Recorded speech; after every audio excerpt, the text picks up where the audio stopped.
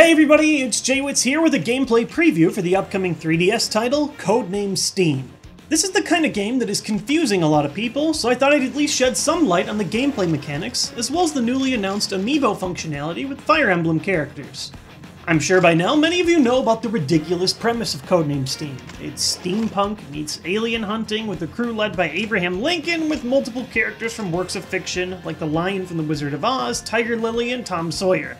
It is ridiculous. But today I want to take a step past that ridiculous premise to show you guys just how cool the tactical gameplay is. Typically for the gameplay, I tell people to visualize a revamped Valkyria Chronicles, but I realize that's not exactly a franchise that many have been able to touch before. It's a combination between third-person shooter and turn-based strategy, but Codename S.T.E.A.M. is built entirely around a solid core gameplay mechanic called steam. Each of your characters consumes steam with every action. Typically, you'll lose one steam per space you move forward on the grid, and you can also spend different amounts of steam to attack depending on your weapon type. Each character has their own special weapon class, such as the Lion's combination of movement and damage with the leap, John Henry's long-range explosives, or Tiger Lily's ranged healing. But the really interesting thing with steam is that it doesn't just have to be used on your turn. Some weapons have a defensive mode called Overwatch, which will automatically spend your saved steam to fire at an enemy if it enters your line of sight for long enough on your turn. If you aren't careful, Overwatch can friendly fire, so plotting out spacing on your own team is crucial. But on top of all that, your opponents also have an Overwatch-like ability that can fire at you from a distance if you get caught too long in their sights. A surprise ambush can stun you, straight up ending your character's turn. In many ways, this reminds me of the Advance Wars Fog of War mechanic, where knowing exactly where your opponents are, even if they're outside of your line of sight, is extremely valuable information. All characters also get a special attack that can only be used once per map, even after you've used all your steam for the turn. Again, this reminds me of an Advance Wars mechanic, similar to the CO powers. The demo I played had just 4 playable characters per squad to begin, but I can already see a glimpse into how deep the rabbit hole goes. Every character gets their own unique secondary weapon of your choice, in addition to different boilers, which change how much steam you can use and consume each turn.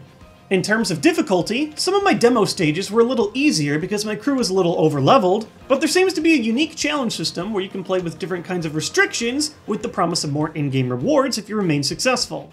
Normally, you can walk backwards in order to replenish movement steam if you want to find a new route, but I tried playing once with the challenge of no redos.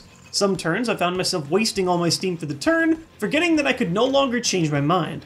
And finally, in true Intelligent System spirit, you can also import Fire Emblem characters into your game with Amiibo, including the currently available Marth and coming soon Ike, Robin, and Lucina.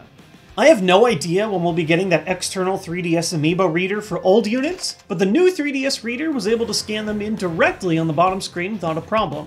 I was able to test Ike and Marth. They're especially interesting because they have locked equipment, and at least Ike and Marth have a focus on powerful but very short-range melee attacks. Even in this steampunk alien world, it is still so satisfying to drop an ether on your opponents. I know a lot of people are worried about this feature because Marth has been sold out of North American stores for a while, but it looks like Nintendo has plans to restock him specifically to coincide with the launch of Steam. In general though, it's neat that a single figure I've already purchased for Smash Bros. Can still have use months later on the 3DS. Intelligent Systems is taking a huge risk by launching a new IP with a radically different gameplay style, but the few hours I was able to log in went surprisingly well.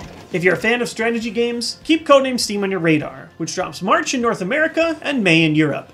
Thanks for watching today's preview video. If you enjoyed this and would like to see more like it, you can click the subscribe button over at the bottom to get alerts right when new videos are coming out. Also, if you missed my last preview video for Majora's Mask 3DS, you can check that one out right here. I've still got a few more preview videos coming over the week before I leave on vacation, so stay tuned for more Nintendo content.